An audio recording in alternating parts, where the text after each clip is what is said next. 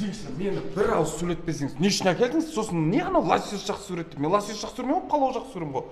Сосын ятай арманнан иіс су алып себет деген не позор? Біліп тұрып әдейі істедіңіз де, мен араласпай кеткенімді, оны айтсаңыз нервім қозатын бір. Ей, Арман деген сен қайсы Арманнан? Көрші Арманды айтып жатсың ба? Иә. Мен ол Арманды айтқан жоқпын. Армани дедім. Арманидан себет дедім, бренд дедім. Сосын деген сен әртіс емессің ба? Палау жақсы көремін дедім. Ұят емес па? Адам деген күшті тамақтардың атын айту керек қой.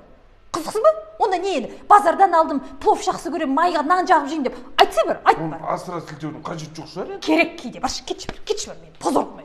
Базардан алдым деді, нанға май жағып жеймін де адам шынында дейді. Қолымызда тәтті латтым мен, серуендеп түнге алматтым мен.